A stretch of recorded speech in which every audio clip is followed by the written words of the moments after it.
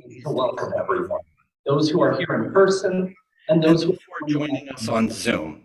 Here, Mara Benjamin deliver the fourth annual Art and Mary Schumann Lecture. Becoming Earthbound, Jewish Thought in an Age of Climate Change. Oh, geez. Okay, sorry.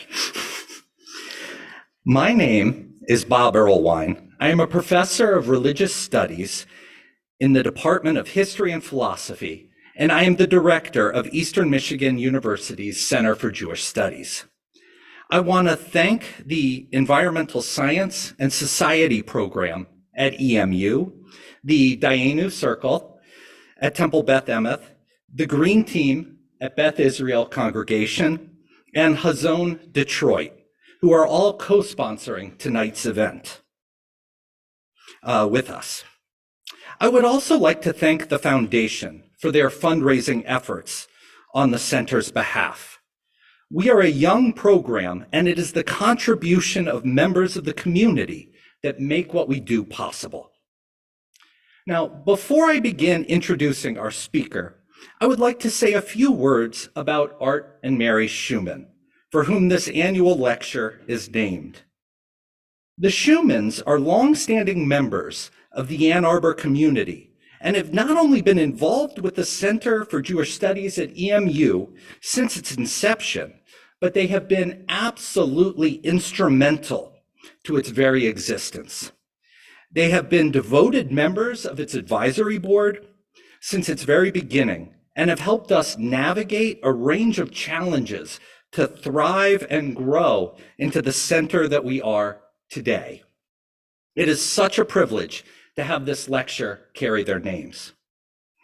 I also want to quickly take care of a bit of housekeeping business. So my student assistant, Theodore, is right here. And if you're an EMU student here in person looking for LBC credit for this event, which of course isn't why you're really here, but still, please make sure to stop by Theodore and provide your EID. If you're an EMU student who's attending this event online, in a few moments, Theodore will be putting a Google Doc in the chat so that you can supply your EID. This way we can make sure you get your LBC credit. For our community members in the audience, we at the center are working to better communicate about our events with the Southeast Michigan community. If you are attending virtually, Theodore will be putting a Google Doc titled Center for Jewish Studies Event Attendance Sheet in the chat. We would really appreciate it if you took a moment and entered your name or filled it out. For those of you here in person, Theodore and I will also be sending around physical copies of this same document. Please take a moment to fill it out when it comes around. I also want to briefly call attention to the center's next two events. On March 13th at 7 p.m., Professor Michal Raucher from Rutgers University will present a talk titled Jews for Choice: How are Jews advocating for abortion rights? This talk will explore the ways religion gets employed in the conversation about abortion, and it will devote specific attention to the position of Jews and Judaism in these discussions. The Women's and Gender Studies program at EMU will co-sponsor with us. On March 27th at 7 p.m., ORT and the psychology department at EMU will co-sponsor an event devoted to the new book, The Ones Who Remember. If you haven't read it yet, not only is this a deeply moving set of reflections by children of Holocaust survivors, but the contributors are also all locals residing in the greater Ann Arbor area. This event will be titled Exploring the Lived Impact of the Holocaust on the Second Generation, Healing and Resilience. Both of these events are free and open to the public. Now, let me briefly introduce our distinguished speaker, Professor Mara Benjamin. Professor Benjamin is the Irene Kaplan Lawant Professor and Chair of Jewish Studies at Mount Holyoke College. She is also a senior fellow at the Shalom Hartman Institute's Kogod Research Center. Professor Benjamin is one of the leading figures in my field, the study of modern Jewish thought. Her first book, Rosenzweig's Bible, Reinventing Scripture for Jewish Modernity, was published in 2009 with Cambridge University Press. Aside from being a major scholarly contribution to the work of the German Jewish thinker Franz Rosenzweig, this book also situates modern Jewish thought more generally in broader academic discussions about the reception of the Bible in the modern world. In 2018, Professor Benjamin published The Obligated Self, Maternal Subjectivity and Jewish Thought with Indiana University Press. This book is a work of feminist theology which uses child rearing and motherhood as sites for engaging Jewish theology generally, but also to offer an important critique of the field of modern Jewish thought. This book was, as one reviewer has put it, an instant classic. It was widely reviewed, and there were several book panels devoted to it at places like the National Meeting of the American Academy of Religion and the National Meeting of the Association for Jewish Studies. It was also a finalist for the 2018 National Jewish Book Award in the Women's Studies section, and it was awarded the 2019 American Academy of Religion Award for Excellence in the Study of Religion in the Constructive Reflective category. As you might guess by its title, this is a major award in the field of religious studies. For the last few years, Professor Benjamin has been grappling with climate change and what it means for the basic categories of Jewish thought. Last year, she published an important essay titled There Is No A Way, Ecological Fact as a Theological Problem in the journal Religions, and has given talks on climate change and Jewish thought at a range of places, including Graduate Theological Union, the University of Potsdam, and recently on this subject, she delivered the Paula Hyman Memorial Lecture at Yale University. Without further ado, let me welcome Professor Mara Benjamin to the podium.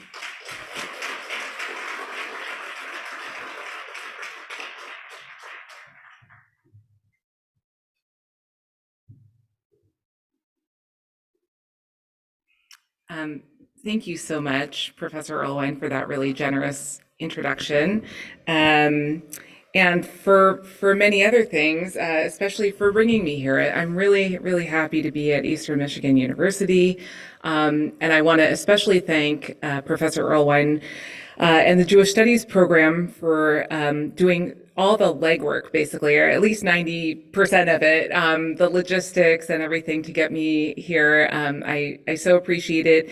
I loved getting to meet some students earlier today and getting to have dinner with Art and Mary Schumann, which is, it was just really a pleasure to see who the people behind this beautiful, series are.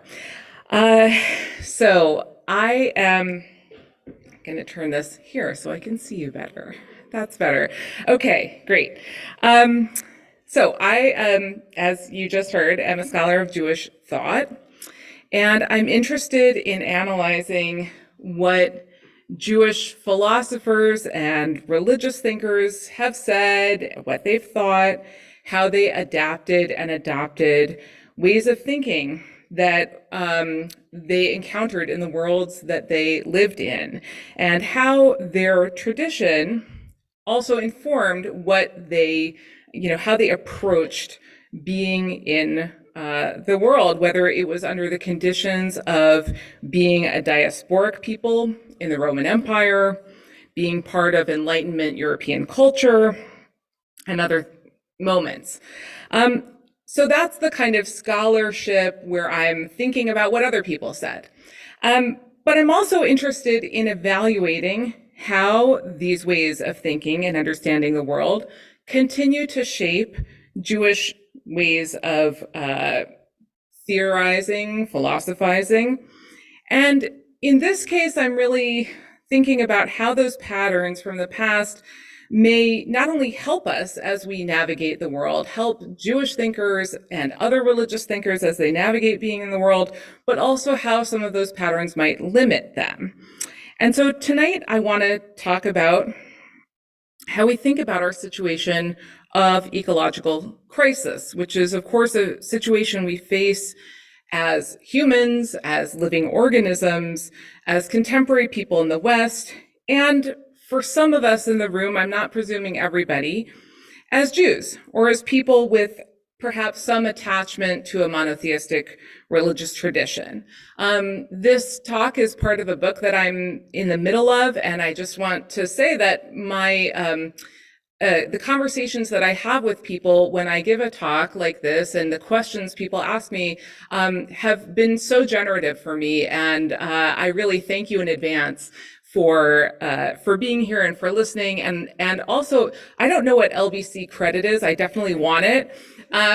But the people who are here for credit are my favorite part of the audience usually, because I kind of have this hope that I can snare you or tempt you into studying religion and philosophy and history. And I hope that you'll, if you're an EMU student, get to take a class with Professor Erlewine, who has really helped me think about these issues in a lot of important ways. So many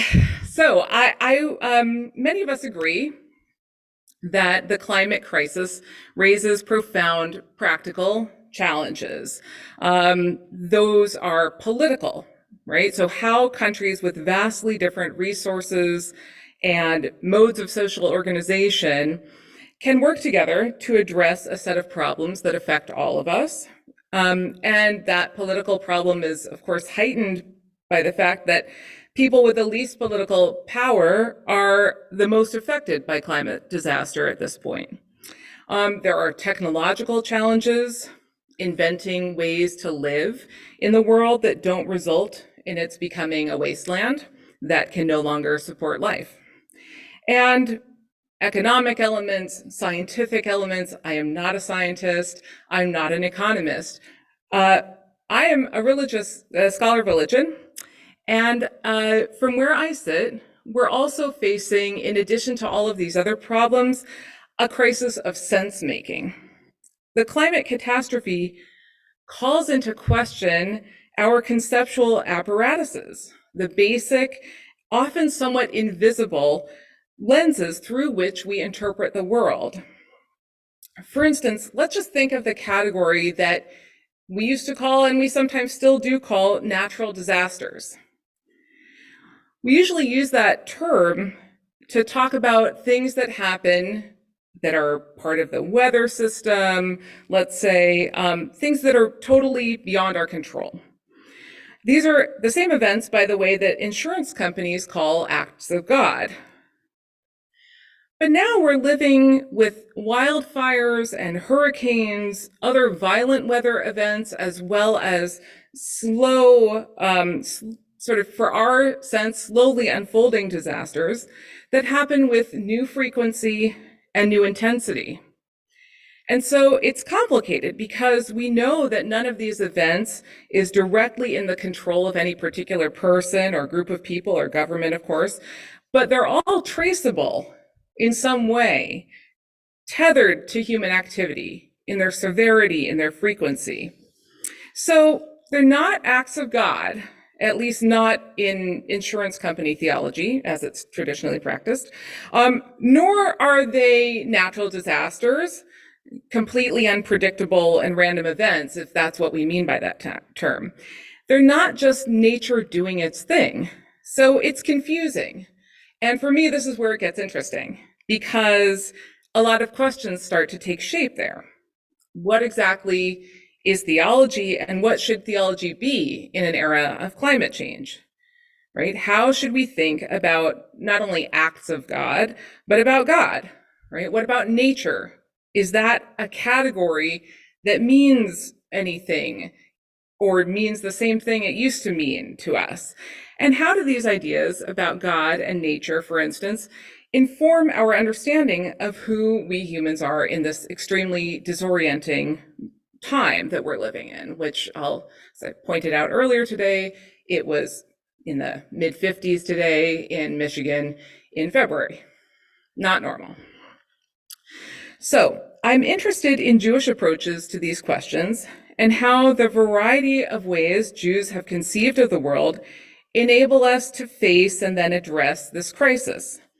And I'm going to tell you here at the outset that I've got a little bit of an axe to grind, because in fact, there have been remarkably few Jewish theologians or philosophers or other kinds of religious thinkers who seem bothered by these questions. And when you compare it to earlier moments where there have been different kinds of crises, those crises sort of translate to the page in certain ways.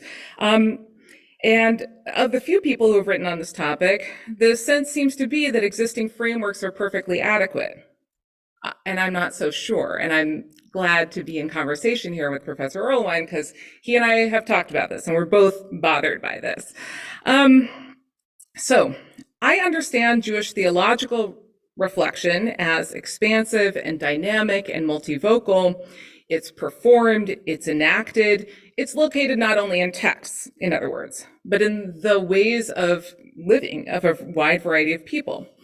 And yet, even by the broadest definitions, I think the attempt to really integrate deeply knowledge of this catastrophe has really barely begun, at least in Jewish theology.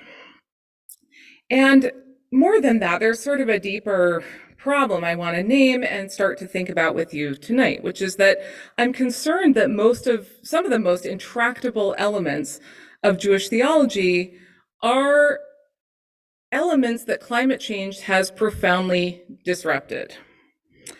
That includes ideas about who human beings are vis-a-vis non-human beings and presences, about a God that perhaps is distinct from the earthly plane, if not totally above it somehow, how we often think about God, and ideas about the world, in which it is mostly the kind of stable, passive backdrop for human affairs. Modern Jewish thought and theology builds on ancient and medieval Jewish conceptual structures that kind of have some of these critical elements or ingredients. And in some cases, it calcifies some of those ancient ideas. So you can have a thinker like Franz Rosenzweig, who can speak about the basic elements of the world as God, the human being, and world, as if we did not need to speak about rock and lichen and bacterium and owl and all of these distinct particular modes of being in organisms. So the concept of nature has been, for many of us, starting to wobble, perhaps even exposed as a fantasy. So the notion that we're living in a world we call nature, really is a challenging notion to square with, and that is part of what gets wrapped up into modern Jewish thought and its ways of thinking about the world. So tonight I want to share with you some ideas I've been working through for how these Jewish frameworks for understanding the world are called into question by climate catastrophe, and what wrestling with it really deeply might do for Jewish theology. And to do that, I want to think with you about a basic supposition that we find throughout the history of Jewish thought, from the most ancient to the most recent, more or less, and from the most exoteric or kind of popular to the most esoteric. And that notion is that human beings are exceptions in the order of creation, insofar as they're not actually fully part of the created world. What I mean by this is that Jewish traditions imagine humans not just as different from other organisms, but as differently different, right? Human distinctiveness is on a different order than the way in which a bacterium is different from an owl, okay? This supposition is alive and well, and as I will try to show you, deeply problematic. And I'll talk to you through one way, just one of many ways in which this thinking shows up, using Jewish narratives about creation. And then I want to share some ideas about alternative ways of imagining being part of the world. My hope is that we can develop new ways of thinking about what it means to be human, because only earthbound beings, only beings that really are part of this world, can face the unfolding catastrophe that's affecting all earthbound life, right? Only if our fate is tied to the fate of this world in a very deep sense can we really think this has something to do with us. I want to get at this by way, as I said, of thinking about some stories that I imagine are at least somewhat familiar to some of you, maybe many of you. Stories are a way of getting at and uncovering a way of thinking about the world. So Robin Wall Kimmerer, who's a botanist and a writer and a member of the citizen Potawatomi Nation, has written in her beautiful book, Braiding Sweetgrass, quote, "Cosmologies are a source of identity and orientation to the world. They tell us who we are. We are inevitably shaped by them, no matter how distant they may be from our consciousness." This is the spirit in which I want to take us back to creation narratives that get integrated, sort of suffuse Jewish thinking, and have for a very long time. So, Jewish stories, creation stories, present to us several versions of a cosmic ecosystem.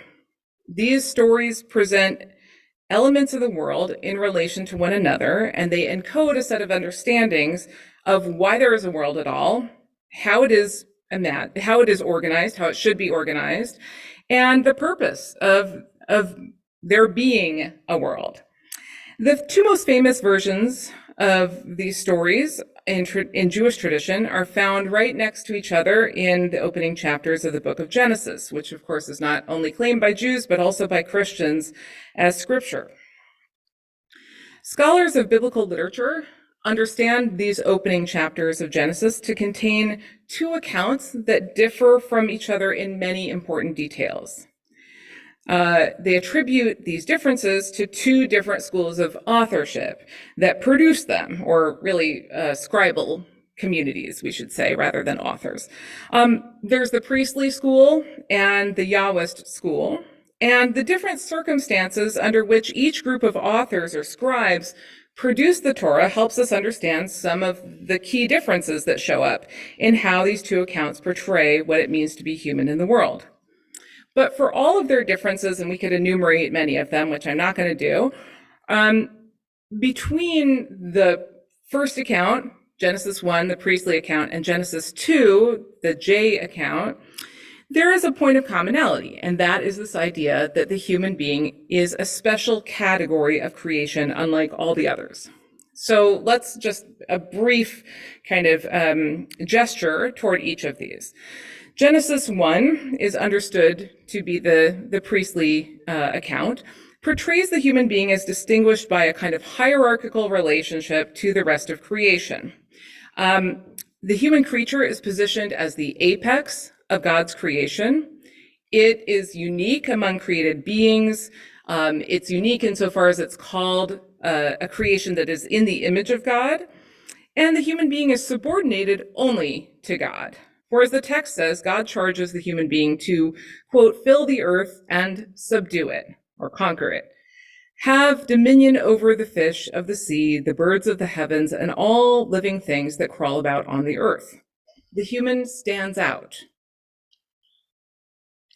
A second narrative in Genesis 2 is attributed to the J author, and in many ways, as I noted, the story is really different from the first account of humans. But it also positions humans as differently different, right? As exceptional, insofar as the human being is only partially terrestrial or earthbound. There's a few verses here that kind of capture some of this that I want to just read and make a couple kind of comments on. So first, here are the verses. When the Lord God made earth and heaven, when no shrub of the field was yet on the earth, and no grasses of the field had yet sprouted, because the Lord God had not sent rain upon the earth, and there was no human to till the soil, but a flow would well up from the ground and water the whole surface of the earth, the Lord God formed the human, Adam, or Adam, from the dust of the earth, Adamah. He blew into his nostrils the breath of life, and the human became a living being. The Lord God planted a garden in Eden in the east and placed there the human whom he had formed. So just a couple quick notes about the phrasing. There's obviously many centuries of commentary that have been spilled, ink that have been spilled on these verses, but think about it. Think about a few phrases with me. First, all plant life existed only in a potential state until the human was created, right? As it says, no plant of the field was yet in the earth because God had not caused the rain to fall, nor was there a human to till the ground, right? So rain is needed for plant life, but in this story, so are humans. The human creature is instructed to till and tend the garden, because the plant world exists only for the sake of people. Okay. The earth creature, this Adam, is so named because it's made of clay, of soil, Adamah. And yet the phrasing is that this human creature is placed or set down in the garden, which is a weird verb to use if the creature is made of the soil, right? Another point, the human creature is a living being, what's called in Hebrew a nefesh chaya. And this description is also applied actually to other animals. But unlike them, the human being's vitality is an aftermarket feature. The Lord God formed the human of the dust of the ground and breathed into his nostrils the breath of life, and the human became a living soul, right? In other words, it's not because this being is formed of the Adamah that it is animate, that it's vital, that it's vibrant, right? Which means implicitly that the Adamah, or the earth, is lifeless, passive, inert, perhaps dead matter, right? Now, much has been made of the hierarchical relationship, the dominion part, and there's a lot of scholarship in the last, let's say, 50 years about this. But for me, the more troubling part is this idea, well, not more, but equally troubling, that hasn't been quite as much written about, is how the earth itself becomes passive, dead matter. So only the breath of God, which comes from the outside, can bring it to life.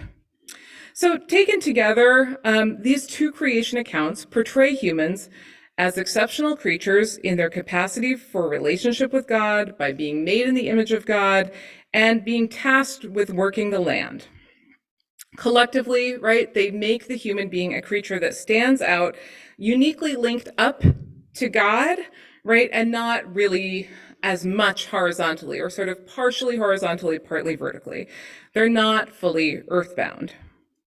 Now, these ancient stories, no matter how removed we may think ourselves from them, nonetheless show up in incongruous but really ubiquitous turns of phrase, right? So when we talk about caring for nature, and in fact, the first Jewish environmental organization, I think, that I know of, was called Shomrei Adamah, Guardians of the Earth, right? Guardians of the Earth. So caring for nature, or when we talk about our relationship to the natural world, right? Those expressions are really only possible if we regard ourselves as unnatural, as excluded from the world. These stories tell us that we are in some critical way extraterrestrial. And those of us who have been shaped by these stories and their elaboration in the history of the West have come to believe it. This idea, as I just mentioned with Shomrei Adamah, informs how a number of Jewish and Christian environmental organizations frame their appeals, right? As though we humans are different from everything else. This is the language that we can think of as stewardship, the language of being a steward. Now, many cultures have an idea of stewardship that doesn't take exactly this form. So I want to be clear about that because there are different ways of kind of, explaining or theorizing what it means to be a steward of creation. But in this biblically inflected form, right, the idea here is that humans are sort of mini gods managing, or mini God, I guess, managing everything else. And we're playing this outsized role with our outsized brains and our outsized capacities, which are so different from all the other creations, right? So ironically, thinking we humans have to take care of nature reinforces this perception that we are not part of it, as if we have the possibility of standing somehow outside of the frame within which mass extinction and climate disaster are underway. Biblical stewardship language suggests that humans are the only real agents in relation to nature, right? We are the ones who have will and can exercise that will, while nature out there is envisioned as passive and the backdrop or a stage set for our actions. Now, you might be thinking, haven't human beings created this crisis? Don't we, by virtue of that fact, occupy, in fact, a special place in the world? Anyone thinking that? Well, yeah, so yes and no, okay? Because it's not all human beings who created this crisis, right? It's Western, market-driven, extractive, industrializing, colonialist human beings who have created it. And we, have created it in part by making the assumption that they are the stewards of man or managers of everything and everyone else. So it's not humans in general who have caused this crisis or suffer the most from it right now.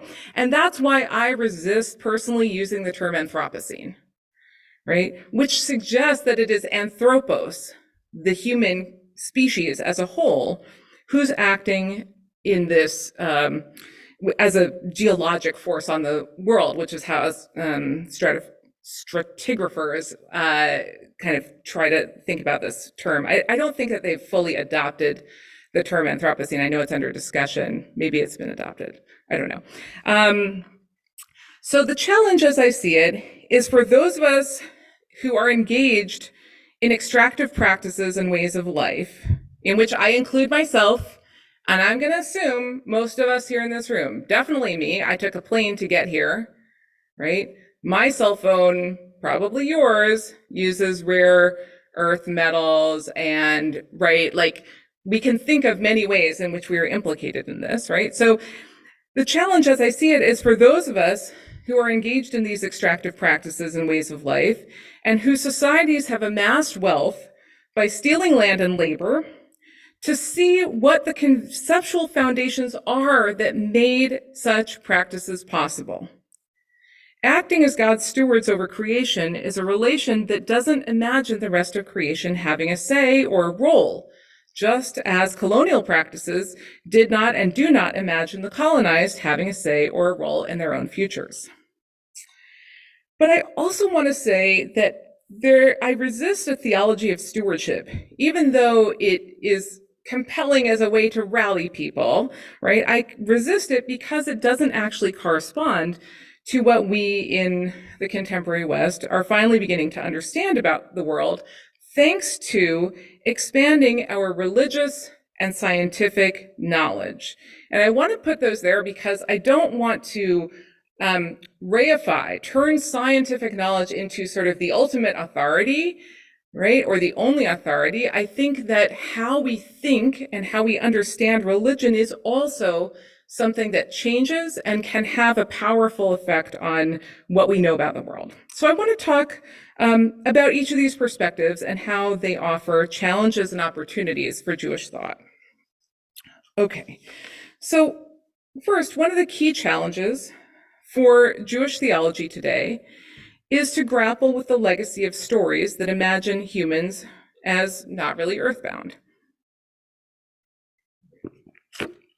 It's the challenge of coming back to these stories and thinking about them in new ways, and of listening to other stories of what it means to be in the world.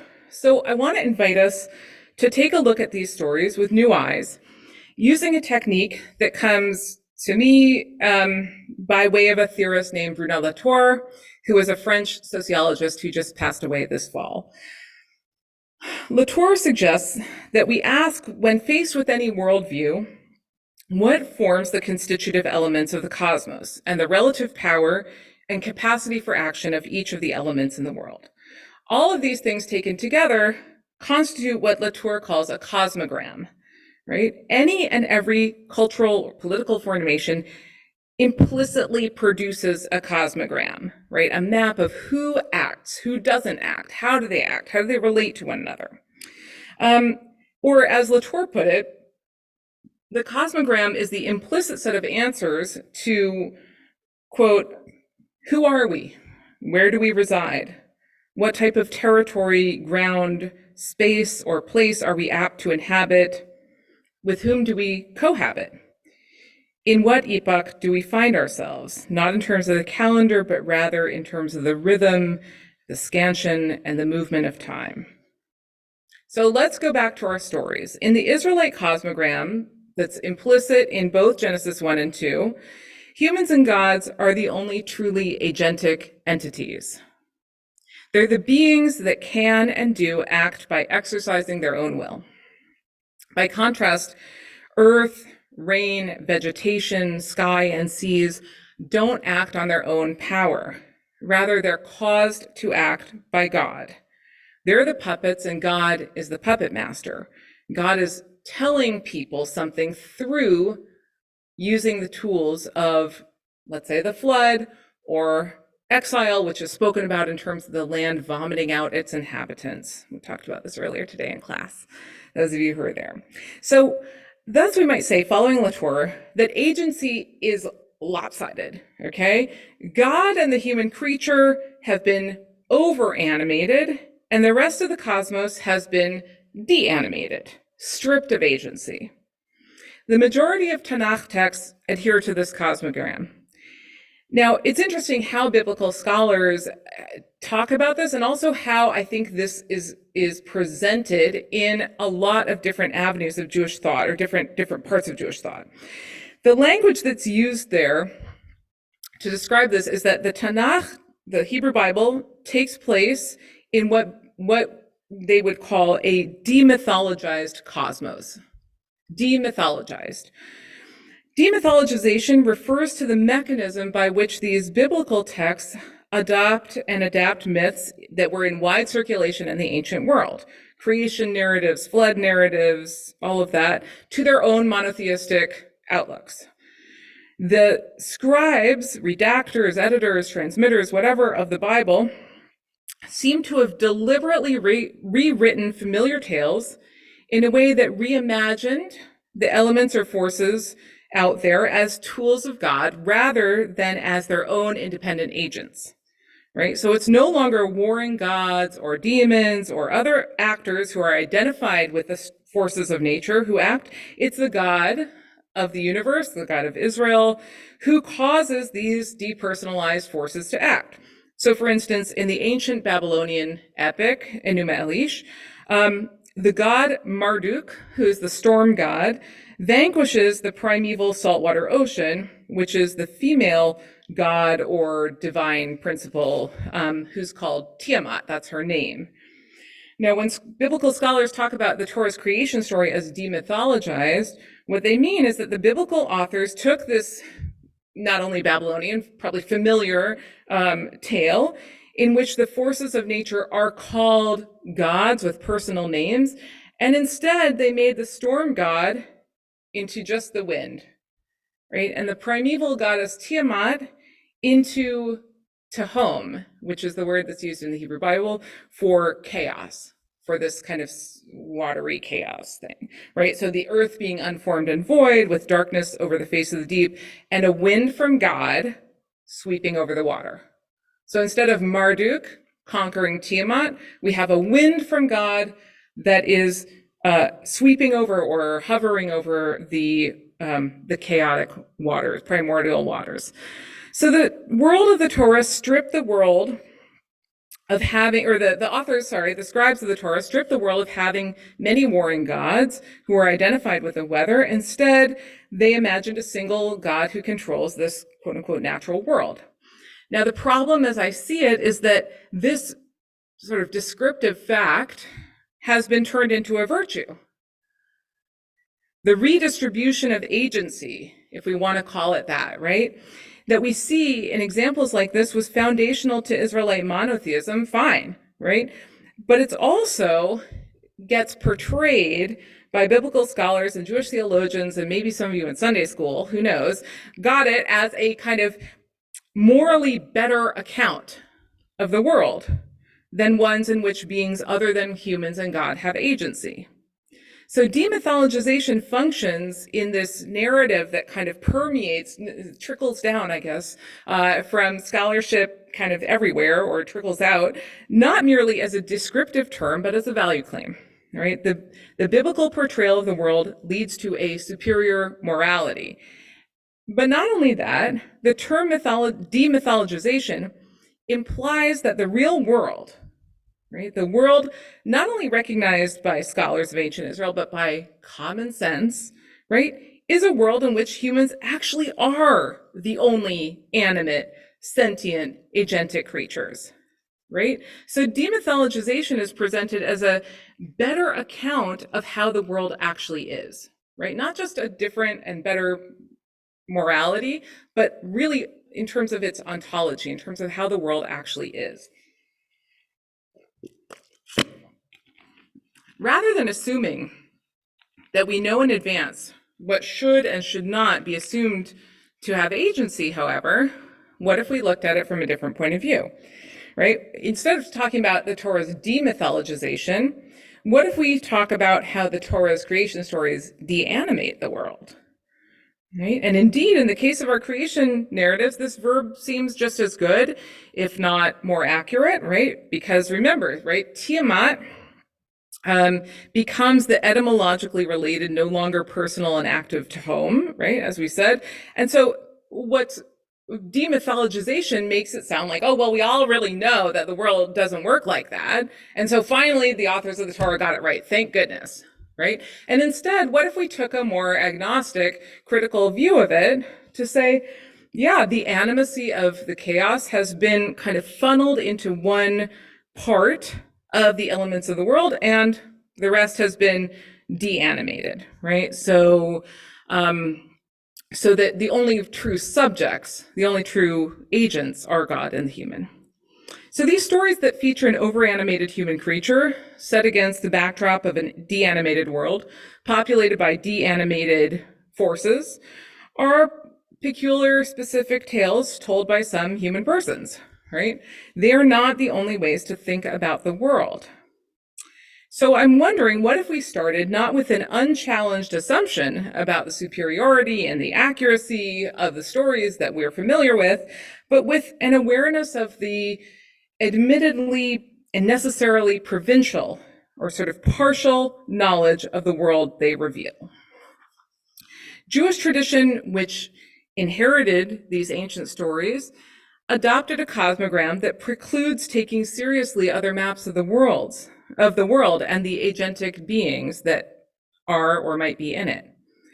So acknowledging that beings other than human beings, considering, even if not acknowledging, like considering beings other than human beings, beings beyond the animal kingdom as agents is, I think, the first step in becoming earthbound. And I want to say a little bit more about what is involved in that, right? Because we know about other cosmograms out there, right? There are people whose stories and worldviews do in fact posit the subjecthood, the animacy of the world beyond the human. Right? Many indigenous cosmograms distribute agency more evenly, right? It's not as lopsided among human beings, acknowledging other visible and invisible presences as subjects and actors. Robin Wall Kimmerer, who I quoted earlier, has written about the kind of orientation to the world that comes from telling a tale in which Muskrat has a point of view.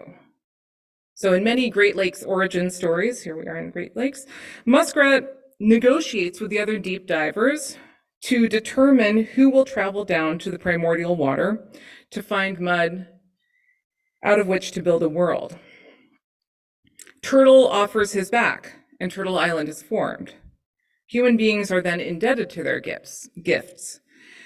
Placing Jewish stories alongside these other stories and sympathetically, curiously imagining or examining the distribution of agency among different cosmograms, I think enables us to start to see different ways of viewing the world. And just as in terms of my own way of coming to these questions, these are some of the ways that I started to really get a new perspective on what it is we have in our stories, as if we identify as Jews, right, or maybe as Christians, and what are other ways of doing it that start with curiosity, right, and rather than kind of implicit superiority claim. We're increasingly understanding that all the capabilities and modes of being that Jewish traditions basically imagine as distinctively human are actually nested in analogous capabilities throughout the natural world. And here is where some of these indigenous cosmologies that I just gestured at start to dovetail with some of our sort of scientific research, right? So animal communication is the most obvious example. Lots of really interesting research is coming out all the time, I think, including today's New York Times. There's always like a new thing about it, but also, right, trees communicate through complex underground networks. Microbes, right, are the foundation of all life and exemplify these dynamic, responsive ways that everything is always interacting with and responding to everything else, right? So the sense that humans created this problem and only we can fix it, the core principle, I think, of biblical stewardship extended to climate change, right, denies the role of all the other beings or organisms that make up this planet with us and on whom we depend. In terms of environmental issues, I would say the most extreme example of a kind of hubris that goes against what we're seeing in this new research would be certain forms of geoengineering, right, which maintain a kind of fantasy that we can foresee and control the consequences of our interventions. All right, instead, the rest of kind of empirical science and religious studies, I think, is moving in this direction of understanding that human activities are part of what shapes the biosphere, but that the biosphere is also responsive to all kinds of actions. It is constituted by all of these different organisms and responsive in ways that go far beyond what we directly do and beyond how we could imagine them. I want to consider with you a couple more examples of this before I close, right? So a couple examples of how other organisms act, have agency, and more than that, that they have subject positions, okay? So let's talk about octopuses. Cy Montgomery, in a wonderful book called The Soul of an Octopus, tells us that the octopus, quote, can weigh as much as a man and stretch as long as a car, yet can pour its baggy, boneless body through an opening the size of an orange. It can change color and shape. It can taste with its skin. It has 3 hearts. What's it like to be an octopus? Well, many researchers note that octopuses forge relationships within and beyond their species, have distinctive personalities that can be detected and gotten close to by humans who take the time to pay attention. It seems clear that octopuses have ways of ordering their worlds. Now, go with me here. Imagine the story of the world is told by octopuses. What would the octopus creation myth be? What implicit octopus ethics would be encoded into this creation narrative? What kinds of cosmological frames might center octopus experience, might make octopuses different?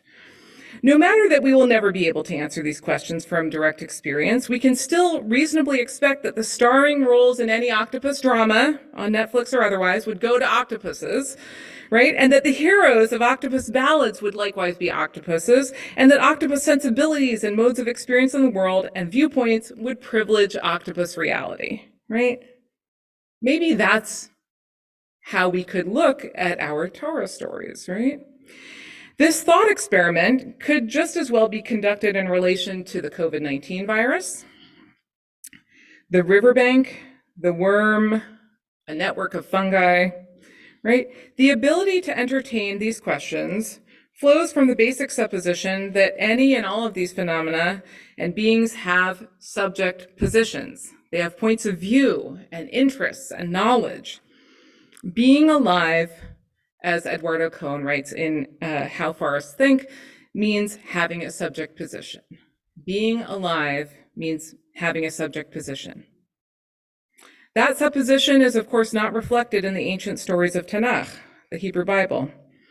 Indeed, it is perhaps not, or not yet, common sense for many of us here tonight. But once we posit the claim that there are points of view beyond our own, we can begin to ask then how other beings experience and represent reality.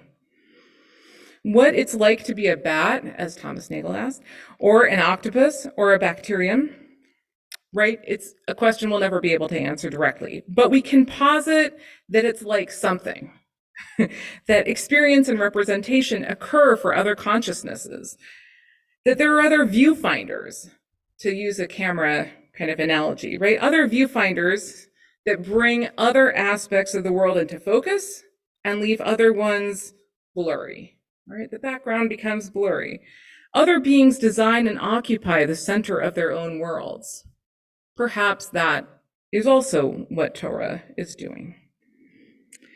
What if more radically we considered for a moment that other phenomena besides living ones might be subjects?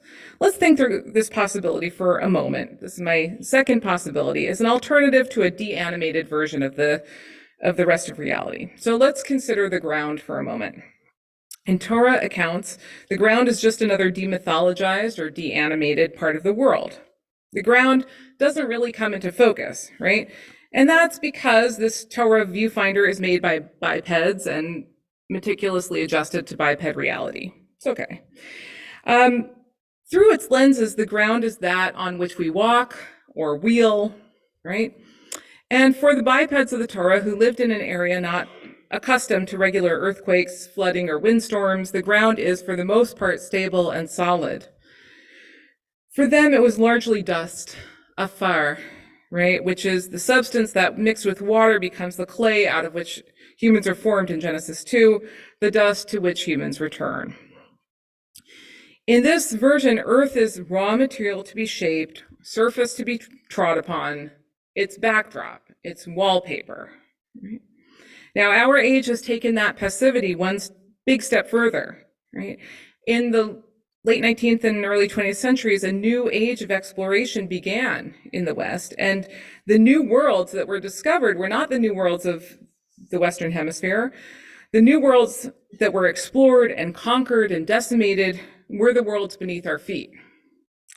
This was the ground that was there to be exploited and its riches extracted.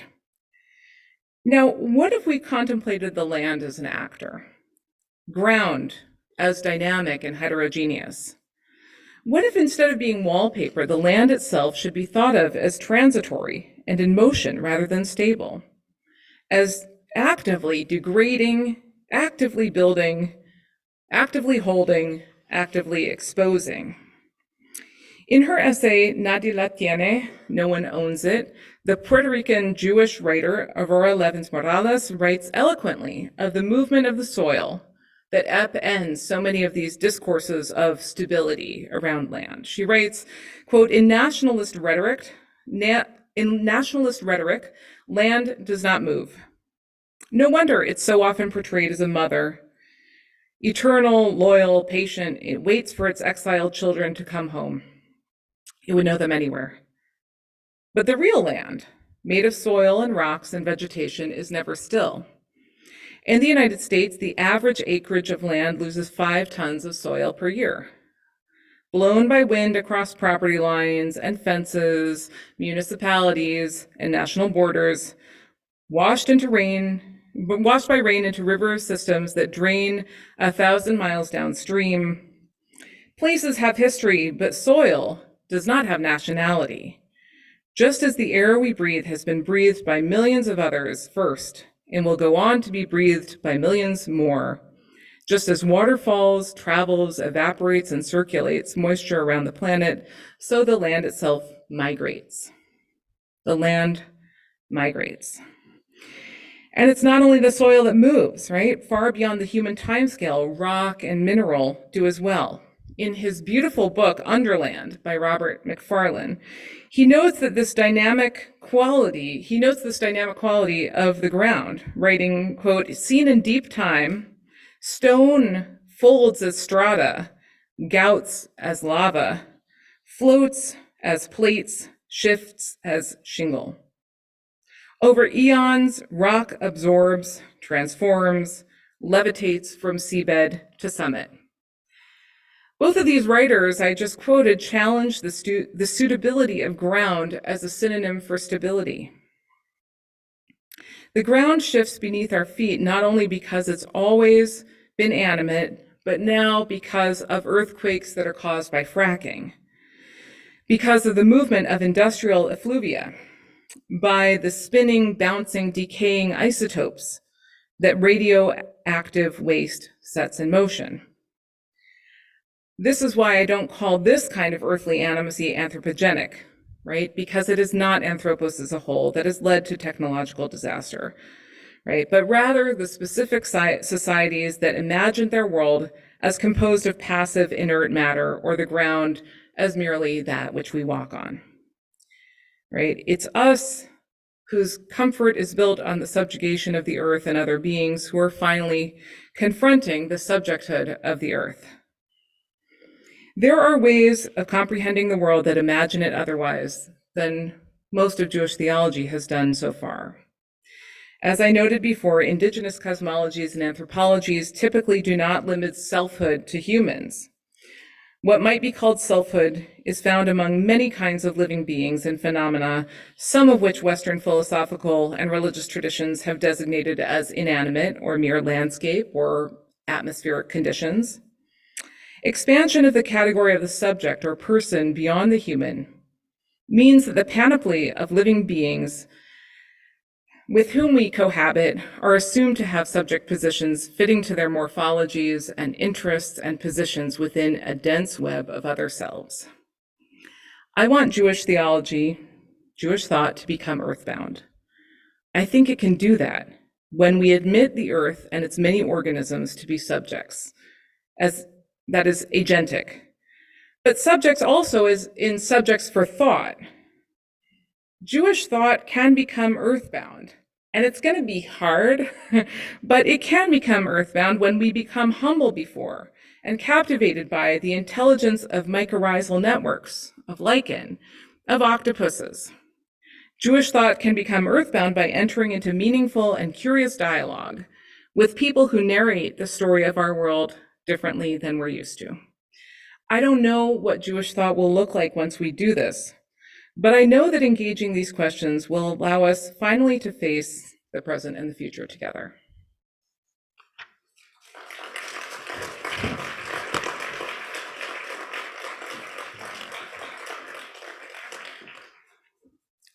So thank you so much, Professor Benjamin, for that thoughtful, thought-provoking talk, and we're going to have time for questions. So if you're attending on Zoom, please enter your questions in the Q&A part of the Zoom screen. And for those of you in person, I'll be moving around with the microphone. Should I stay here? Yeah, Stay stay here Okay, and go. great. Yeah.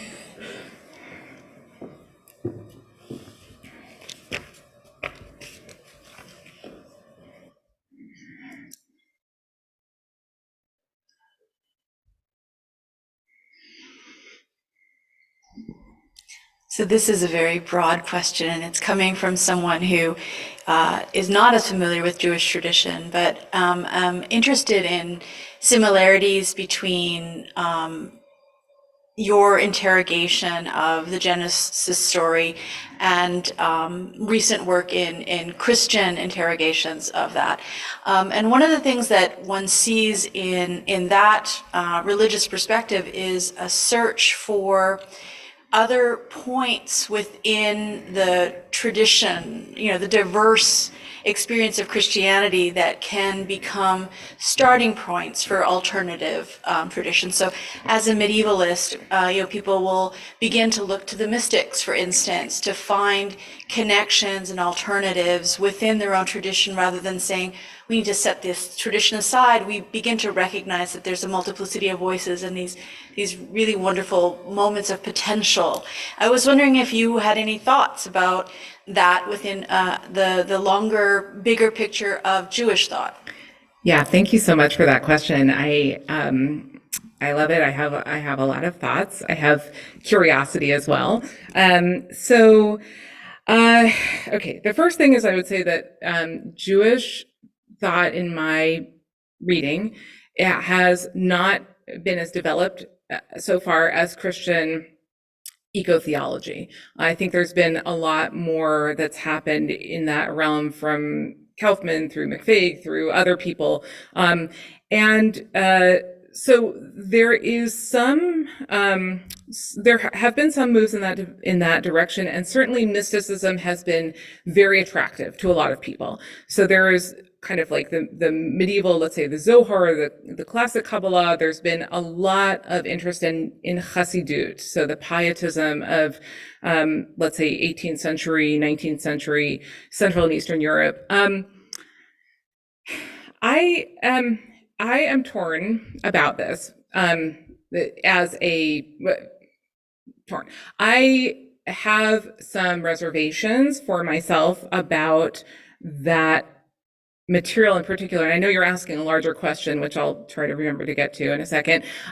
In part because, as a feminist, it's hard to not read that material and, as though it is kind of just theosophical speculation, right? Because there are sets of practices embedded in that really center on the male adept mystic, who is the only one who kind of has this power to see the cosmos this way, et cetera, et cetera. So I'm a little bit concerned about going too far in a mystical direction for that reason. Another reason is that I think that the normative, or let's say dominant traditions in Judaism really have to be dealt with kind of head on. And so I know that for me it's a real challenge, because I am attached to Jewish thought. I'm attached to kind of developing the tradition in new ways. And the way that you do new ways is you kind of have this bricolage of stuff from the past as well. But I think for me, the critical intervention, I feel like I need to kind of clear out some of the challenges first. And so that's where I've started here, but it's hard for me to imagine that there won't be ways that, for me, as with for other people, there will be kind of new things that have to get constituted in part out of rereading. And I'll give you one example of something that I've been thinking about, which is that the destruction of the Second Temple in the year 70 in Jewish tradition is actually the first temple, Second Temple, both temples, destruction is the kind of paradigmatic catastrophe, right? Like, it is not just a place, it's the place where God is able to come into contact with humans and vice versa. It's the axis mundi, it's kind of everything, right? And so how that can perhaps be useful for thinking about the destruction of this world. What are some resources that perhaps have been developed in Jewish thought for thinking about catastrophe? And you certainly don't need to reach back that far, right? So I think that there are perhaps ways for addressing the grief and the loss in the present rather than necessarily a program for, kind of rethinking the world as it ought to be. There perhaps are insights that we can use for how to deal with when the catastrophe happens. Yeah, thanks.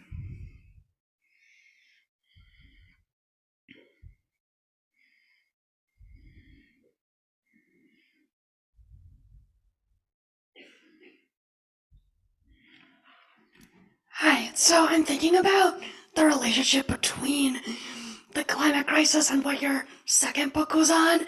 And, like, how do you see this, like, parent-child obligation mapping on, specifically in a Jewish context, to how we think about the climate crisis, especially thinking about people who are currently, like, under 50? The people who are in what? Like, currently under 50. Like, Yeah. See a lot of the worst of it and who are thinking about having children. Yeah. First of all, thank you for mentioning and for reading my previous book. That's really lovely. And this is a question that is very much on my mind. I think I was having conversations about it earlier today, last night.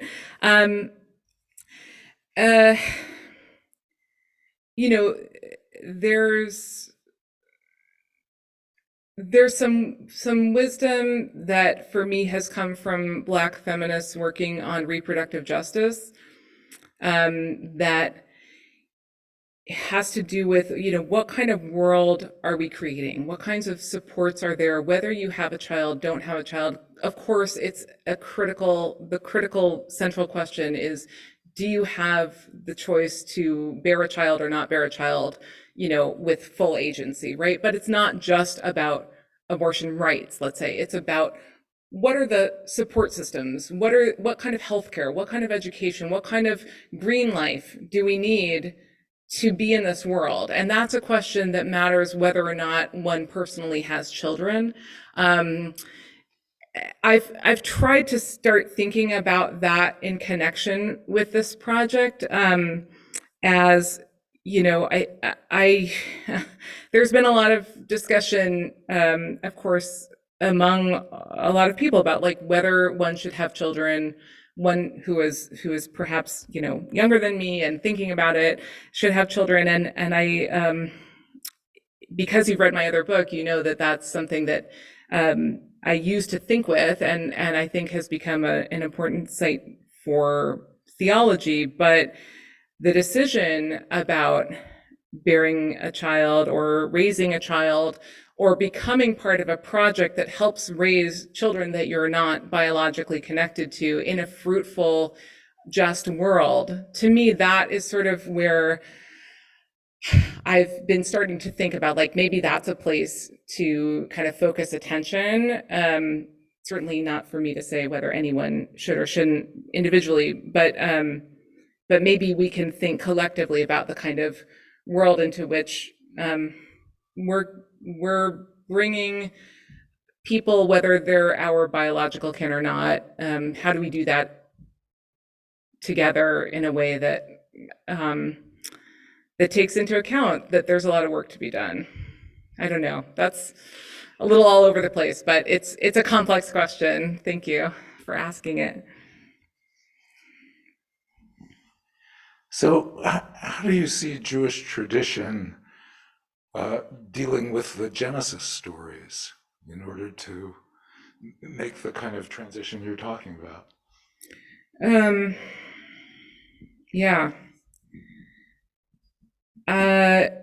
Right. There's certainly no expunging them, right?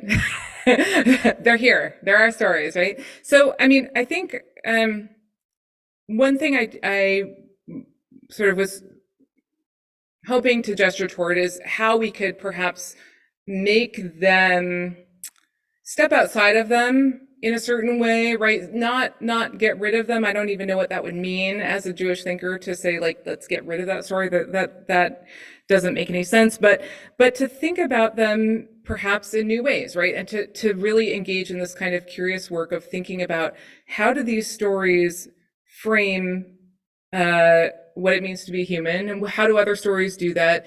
And is there a way that we can perhaps bring more awareness to some of the limitations or some of the ways that things that are in the background there become blurry, that now we're starting to need to pay attention. Now we're starting to need to pay. I can't talk anymore. You know what I mean? We have to start paying attention to the things that maybe those stories leave a little bit too blurry, right? And so it doesn't mean getting rid of them. It means saying, okay, we had this camera, this lens was focused on one part of experience. And now we have to think about, well, how can we rethink who we are in the world if we, let's say humans and other animals are one tiny little branch on the tree of life, in which most of it is, I don't know, archaea, protista, right? In which we're just this tiny little afterthought. Like, what now? How should we start to think about that? And that is a project that is collective, only just beginning. It's certainly not a one-person project. I think it's the kind of thing where, wow, let's talk together. Let's try to figure this out, right? Because we have these stories that are really precious, and that found and ground a lot of what, if we're Jews, we probably treasure in some way. And yet we also need to pay attention to the ways that they represent the world, and how that might limit our vision. Time, oh, I'm sorry, for one final question. And then there's going to be snacks and time for socializing and talking, and so you'll be able to put your questions to Mara if we don't get to it here. So, oh, we do Online okay, question, why don't okay. we end with that then? So the question is, agency is huge, but the agency of non-human subjects or collective entities, such as trees or mushrooms, cannot have the ability to protect themselves from our cultural logic of extraction and the hegemonic human activities of mass destruction and extinction. So where lies the human obligation to retain ourselves, to find agency and subjectivity in non-humans, and how will this retraining mutate our understanding and what it means to be human? Thank you. Could you just repeat the last, subordinate clauses of that? Yes. So where lies the human obligation to retrain ourselves, to find agency and subjectivity in non-humans, and how will this retraining mutate our understanding of what it means to be human? Oh, okay, great. Okay, wow, awesome question. Thank you, online person. Full LBC credit for you. Yeah, okay, well, okay, so we know that there are a number of places, I think Ecuador, Belize, other, maybe some parts of Australia, where there have been efforts to grant standing to particular and collective agents, trees, places in human courts, right? That's one strategy that people have had. There's, an old important article, "Do Trees Have Standing?" that laid out this case, and it's been taken. So that's one route. But I'm not a lawyer, so that's not really my route. And so the question of how do we retrain ourselves, right? They can't protect themselves from us. Well, okay, the thing is that yeah, that's true, but we have these very short lives, right? And we don't have that big picture of hundreds or thousands of years, but actually, they do end up in the end, right? Like, we'll be gone, and they do exercise agency, right? It's slower agency. It's agency that might not leave all of their species intact or flourishing or whatever, but we humans will certainly suffer greatly from the loss of biological diversity and that will end up, the toll will come eventually. So one thing is I'm thinking about and trying to learn more really about how those systems of interdependence, there really are forms of agency that get exercised in very concrete ways, but they unfold over centuries or millennia rather than over a very short period. And it's, the tree is not gonna, it's not gonna be like in the Wizard of Oz where they, like they reach out, but they do it in other ways. So that's one thing. Okay, that's another possibility to explore and think about. And how can we retrain? That would be a question of retraining ourselves in terms of our time, our sense of temporality, such that it becomes extended in a way that I keep looking at you. You didn't ask the question, you just posed it. Sorry. Anyway, you're the online person right now. So yeah, so that's another question. But yeah, I actually think that we can retrain ourselves, actually. We who are not used to thinking of collective or single phenomena that are not human as agents, we really can, if we set our minds to it, start to actually move away from the human exceptionalism. One of the books that I found really wonderful in doing that work has been David Abrams' The Spell of the Sensuous, which is a really remarkable book that was one of the first things I read in this project. And I'm certainly not. I don't claim to be particularly advanced in this kind of retraining, but I'm working on it. So yeah. On that note, let's first of all let's thank Professor Benjamin for this wonderful talk. Thanks.